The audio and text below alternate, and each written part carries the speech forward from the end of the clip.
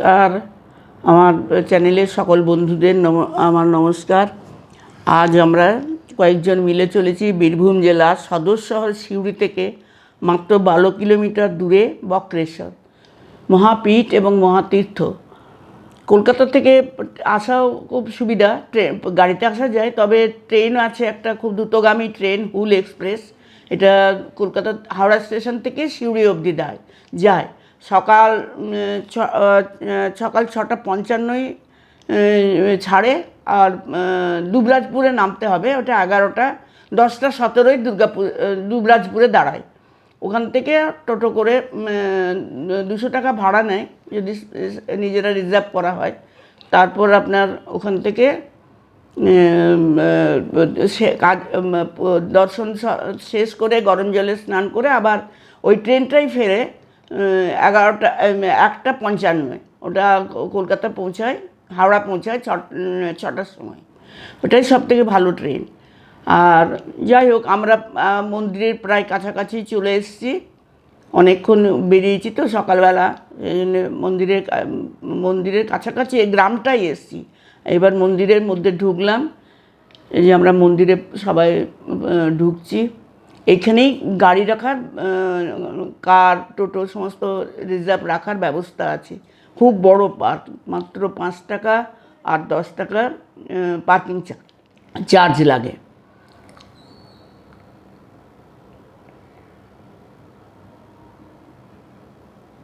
এখান থেকে ভেতর দিকে যাওয়াটাই বেশি সুবিধা। তো যাই হোক, এখানেই আমাদের এক পান্ডার সাথে পরিচয় হলো। উনি আমাদেরকে নিয়ে দেখাবেন বললেন, ঠিক আছে আমরা রাজি হয়ে গেলাম। এমনি নিজেরাও দেখা যায় খুব ভালোভাবেই। উনি আমাদেরকে আরও কিছু এক্সট্রা জিনিস দেখালেন। এই বজগাছে বিকেলবেলায় খুব ভিড় টিড় হয়, বসে থাকে লোকজন, ঠান্ডা। এরপর উনি আমাদের বললেন যে আমাদেরকে নিয়ে আগে ওই গরম জলের কুণ্ডগুলো দেখাবেন, 8টা কুণ্ড দেখাবেন। এগুলো সব বিশ্রামের জায়গা।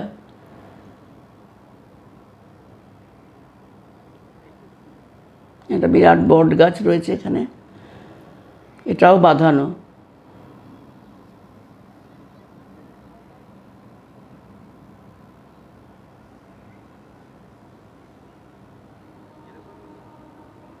প্রচুর ছোট ছোট মন্দির ভর্তি এখানে, অনেক, প্রায় 12-14টার মতন মন্দির আছে ছোট ছোট। সবগুলোতেই শিব আছে, শিবের মূর্তি, শিবের লিঙ্গ আছে, মূর্তি না, শিবলিঙ্গ আছে।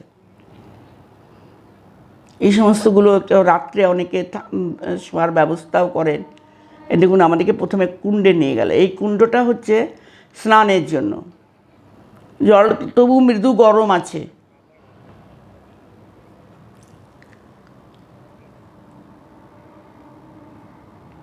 ধরে নামার সিঁড়ি, ওঠার সিঁড়ি সব ব্যবস্থা আছে।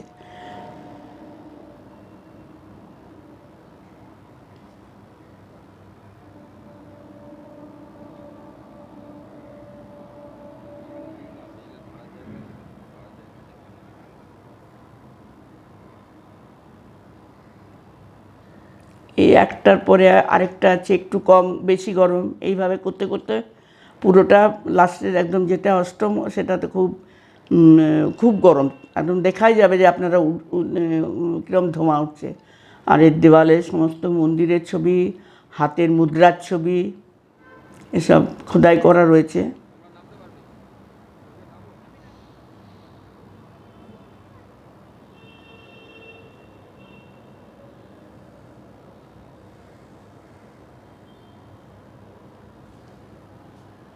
আরেকটা, এখানেও কিছু লোক স্নান করছে। এটার জলটা ওর তুলনায় একটু বেশি গরম।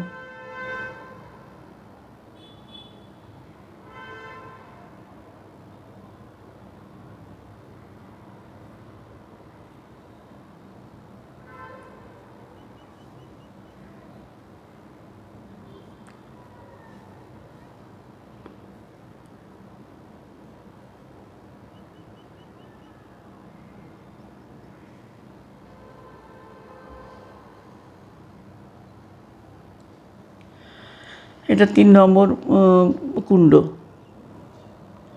যেগুলো বাইরের তার দিয়ে ঘিরে দেওয়া হয়েছে, এগুলোতে নামতে দেওয়া হয় না। এই দেখুন কীরকম ধোঁয়া উঠছে পরেরটাতে।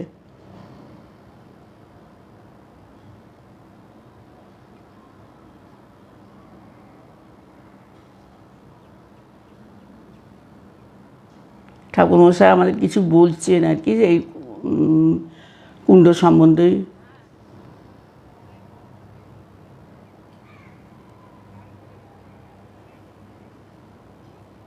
দেখুন কীরকম বাষ্প উঠছে উপর দিয়ে, কীরকম জল। এর পরের আরও পরেরগুলো আরও ফুটছে।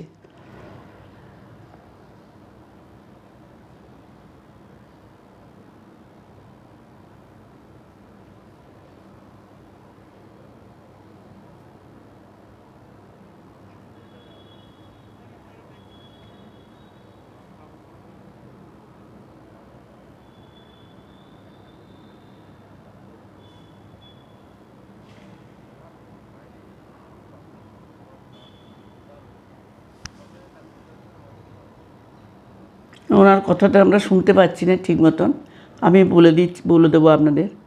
অষ্টবক্র উনি সম্বন্ধে উনি কিছু বলতে চাচ্ছেন যে এইগুলো উনি আসার পরেই এগুলো সৃষ্টি হয়েছে। আর আমি বলছি আপনাদেরকে একটু অষ্টবক্রের মুনির কথা। এখন উনি আমাদের পুজো করানোর জন্য জিনিসপত্র কেনাকাটার জন্য নিয়ে যাবেন। তার আগে আরও দুটো কুণ্ড দেখাবেন। মোটামুটি অনেকগুলো কুণ্ডই দেখলাম, 7টা 6টা।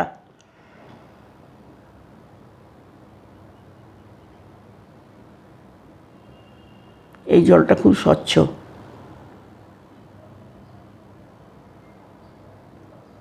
এই জলেও না অনেকে চাল ফেলে দিয়েছে, দেখুন ভাত হয়ে যাবে। তবে ভাত হয় না, চালই থাকে।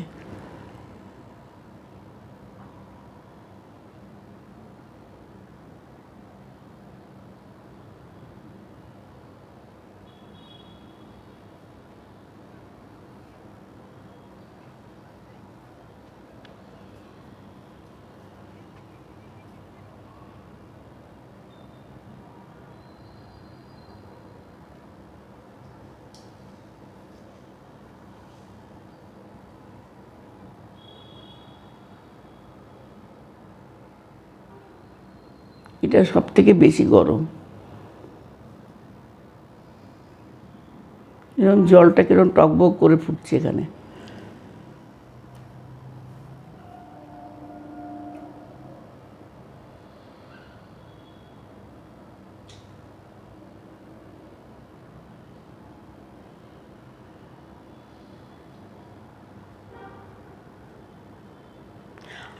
অনেক আগে জায়গাটা পুরো জঙ্গলে ভর্তি ছিল, আর বিরাট চারিদিকে জমি, মাঠ, পুকুর, মাঠ ছিল, কিন্তু কোনো চাষবাস হতো না। তো এখানে প্রচুর ফাঁকা জায়গা রয়েছে, তাই এই জঙ্গল, সেই জন্য জঙ্গলটাও খুব বেশি ছিল।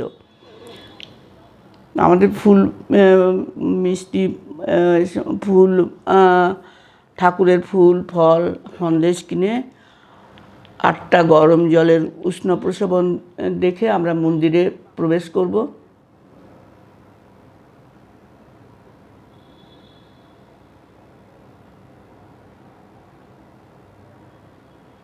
অষ্টবক্র মুনির জন্যই আজকে আমরা এগুলো সবই দেখতে পাচ্ছি।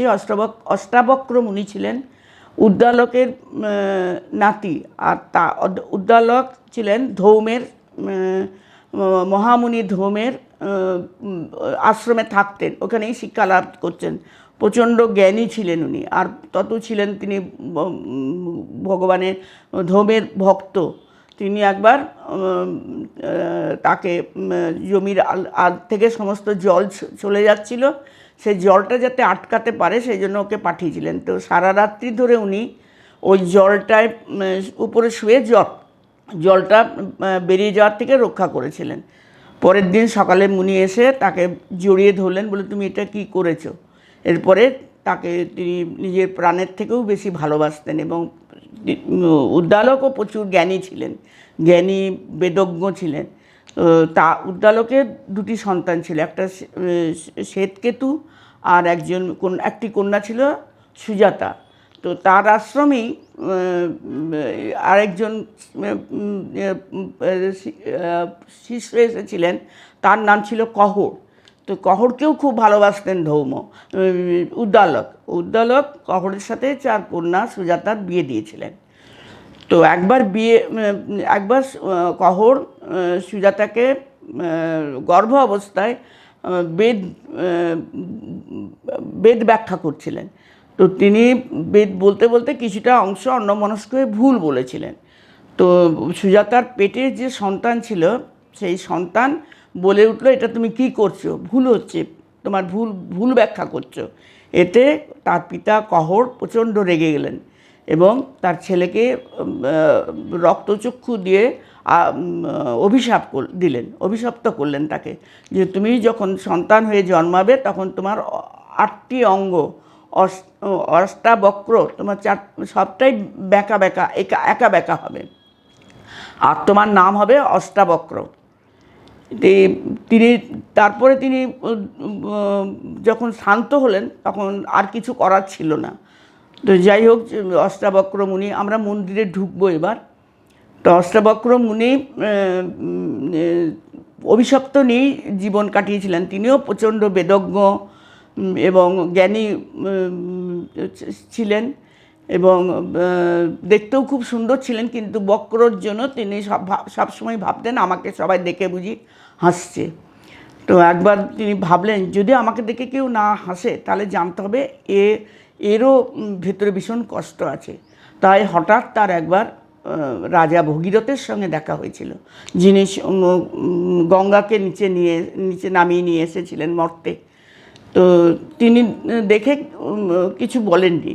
তখন তিনি ভাবলেন এরও আমার মতন অবস্থা। তো সত্যিই ভগীরথের শরীরে কোনো হাড় ছিল না। তাই তিনি তাকে জড়িয়ে ধরলেন এবং তার নির্বংশ ছিলেন তিনি, তার বংশ হলো, তিনি তাকে আশীর্বাদ করলেন এবং এই বংশেই পুরুষোত্তম রামচন্দ্র, মহর্ষি পুরুষোত্তম রামচন্দ্র এখানে জন্মগ্রহণ করেছিলেন, পুরুষোত্তম শ্রেষ্ঠ রামচন্দ্র। তাই তার এই নামে তিনি বিখ্যাত ছিলেন। আর আরেকটা ঘটনা হয়েছিল যে যখন তিনি মন্দিরে এখানে ওখানে ঘুরে বেড়াতেন, নিজের শরীরের জন্য খুব কষ্ট হতো তার, তখন একবার জনক রাজা তার পিতাকে বন্দি করেছিলেন। সেটা তিনি কিছুভাবে মায়ের কাছ থেকে জানতে পেরেছিলেন। তো তখন তর্কে, বড় বড় মুনি ঋষিদের তর্কে হারিয়ে তিনি তার পিতাকে উদ্ধার করেছিলেন। তখন তার পিতা বলেছিলেন, তুমি এমন একটা জায়গায় যাও, তুমি সেখানে সমতা নদী আছে। সমতা হচ্ছে যে জল কখনো ঢেউ খেলবে না, উত্তাল হবে না, ঢেউ খেলবে না, সেই নদী 8টি কুণ্ড আছে সেখানে স্নান করো, তবেই তুমি আবার সুস্থ হয়ে উঠবে। তো তিনি তো খুঁজে পাননি। পরে এই শিব মন্দিরটার ত্রিশূল দেখে তিনি শিবের সেই ধ্যানে মগ্ন হয়েছিলেন এবং শিব তাকে আশীর্বাদ করেছিলেন, তুমি এখানেই সেই অষ্টকুণ্ড পাবে, তোমার স্পর্শেই সেগুলো জেগে উঠবে। তাই আজকে এই অষ্টকুণ্ড 8টি কুণ্ড হয়েছেন এবং তিনি সেখানে স্নান করে সুস্থ হয়েছিলেন। তাই এইখানকার শিবের নাম বক্রদেব, বক্রনাথ বা বক্রদেব, আর জায়গাটার নাম হলো বক্রেশ্বর। আমরা এবার পুজোর এখানে মন্দিরে আমাদেরকে নিয়ে এসেছেন, কত ঘণ্টা বাঁধা দেখুন, মানতের ঘণ্টা। আর অন্যান্য সময় প্রচণ্ড ভিড় হয়, তার জন্য এই শিক দিয়ে লাইন করে দিয়েছে, লোহার রড দিয়ে লাইন করে দিয়েছে, বেঁধে দিয়েছে, অন্যান্য জায়গার মতনই। তো সামনে যে নদীটা বয়ে যাচ্ছে ওইটা হলো আপনার শিবগঙ্গা। ওখান থেকে আমরা জল নিয়ে এলাম ঘটি করে। এইটুকু শিবকে কিন্তু রজত মানে রূপোর পাত দিয়ে ঘেরা আছে, তার উপরে তামার পাত। স্পর্শের জন্য তিনি ক্ষয়ে যাচ্ছিলেন বা লোকের অসুবিধা হচ্ছিল, সবাই হাত দিতে পারছিল না, এই জন্যই ঢাকনাটা করা হয়েছে।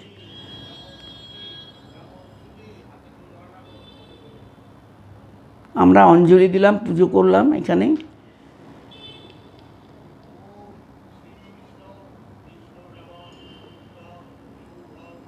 উনি আমাদের মন্ত্র বলাচ্ছেন, খুব সুন্দর। এই নিচে পাথরের একটি শিব আছেন, আর উপরে যে শিবটি সেটি আসল, সেটি কিন্তু ঢাকা দেওয়া। অনেক উঁচুতে, অনেক বড় নয়, ছোট, কিন্তু ঢাকনাটার জন্য অনেক বড় লাগছে শিব।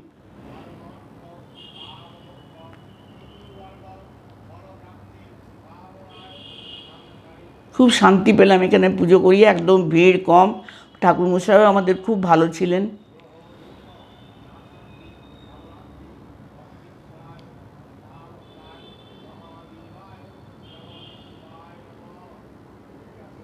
জল বেলপাত্র দিয়ে পুজো হয়ে গেল আমাদের।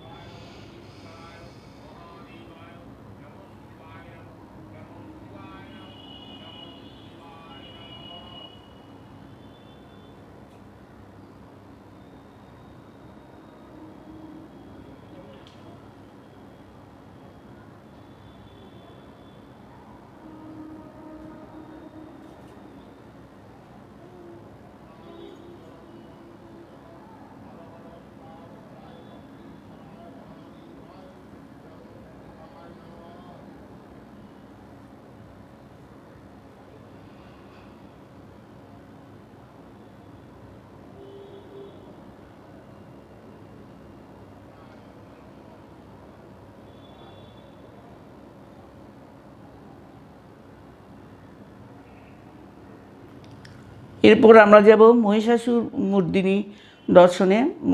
এটাও মায়ের একটা সতীপীঠ। এই সতীপীঠে এখানে সব জায়গাতে কালী রূপে থাকেন, কিন্তু এখানে মা দুর্গা রূপে অবস্থান করছেন, মহিষামর্দিনী রূপে। তা এখানে মায়ের দুই ভুরুর মধ্যেখানে মন বা তৃতীয় নন এখানে পড়েছিল, সেই জন্যই এটা একটা সতীপীঠও।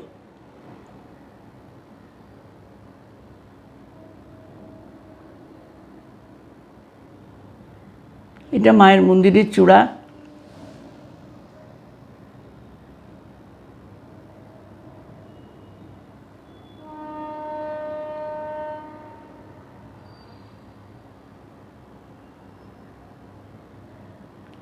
আরেকটি শিব এবং ধর্মরাজ।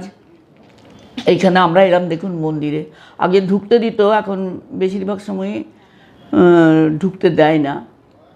আমরা হয়তো একটু সুযোগ পেয়েছিলাম বলে একটু ঢুকেছিলাম ভেতর দিকে।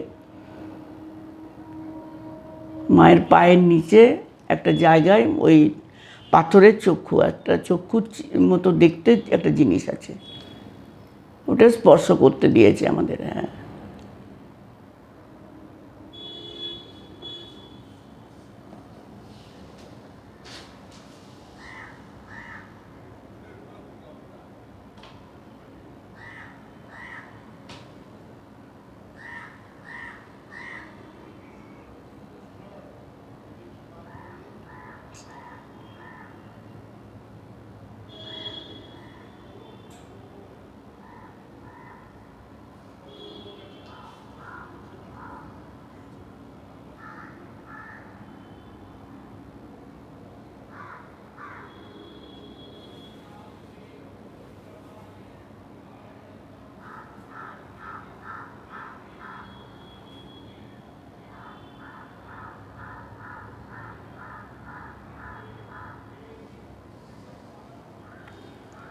এরপরে আমরা এখানে একটুখানি মায়ের যে দাওয়া করে দিয়েছে ওখানে একটু বসবো। এনে আপনার বেরিয়ে গেলে হোটেলের সংখ্যা খুব কম, দুটো মাত্র হোটেল দেখলাম। একটা প্রতিমা হোটেল, তবে ভাড়া এবং হোটেলগুলো ভালোই। ভাড়াও এমনি নন এসি হলে 500, আর এসি হলে 700 টাকা ভাড়া। আর এমনি ছোটো ওইখানেই খাওয়ারের ব্যবস্থা আছে। আর তাছাড়া আপনাকে এতেও আর প্রচুর দোকান আছে, ছোট ছোট দোকান আছে। এই আপনার শিবরাত্রির সময় প্রচণ্ড ভিড় হয়, চারিদিক থেকে দোকান আসে।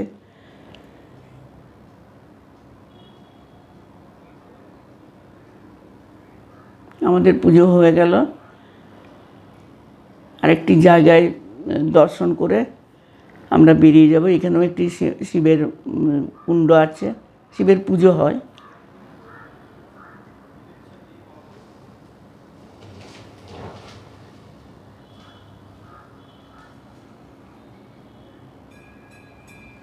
একটু বসলাম, এখানে বসতে হয়, তীর্থস্থানে একটু বসতে হয় জানি আমরা, তাই বসেছি।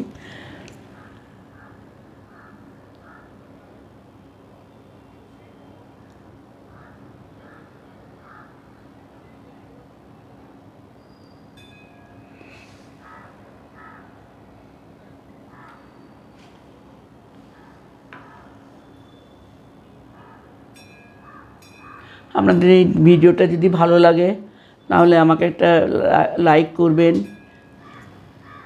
আমরা উৎসাহিত হব আরও। এটা মায়ের দুর্গার জন্য এই খুঁটিটা আছে এখানে, যে এটা যে রেখেছে হাঁড়িকাঠটা, এটা মায়ের মাঝে অষ্টমীতে বলি হয়, পাঁঠা বলি হয় এখানে।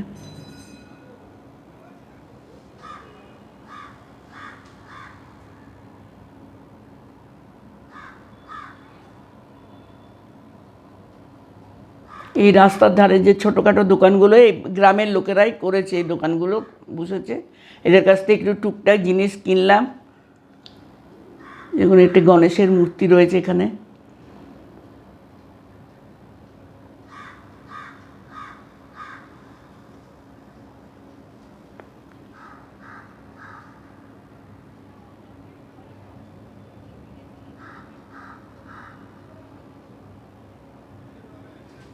একটা বড় পার্কও আছে, বেশ মানে বিকেলের দিকে এলে বা মেলার সময় এলে এখানে বসা যায়, অনেক জায়গা। আটচালাতে আমরা একটু বসেছি, এবার বেরিয়ে যাব আমরা।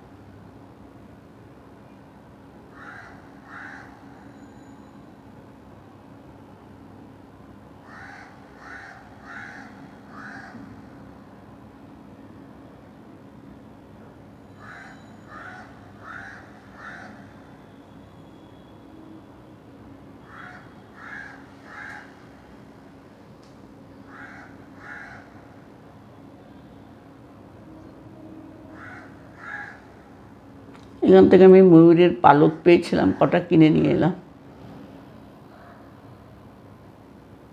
আমার গোপাল আছে তো, গোপালের কাছে রাখি। এরকম ছোটো ছোটো সমস্ত দোকান, এই বড় দোকানগুলো এখন বন্ধ থাকে, যখন ভিড় হয় এবার সোমবার হয় সেদিন এগুলো দোকানগুলো খোলে। এবারে জলখাবারের দোকান আছে অনেক সামনের দিকে গেলে, আর এগুলো সব ছোট ছোট ছোট মন্দির, প্রচুর মন্দির, সবগুলো দেখা আমাদের পক্ষে সম্ভব হয়নি, আমরা চলে এলাম সেদিনই, ফিরে এসেছি।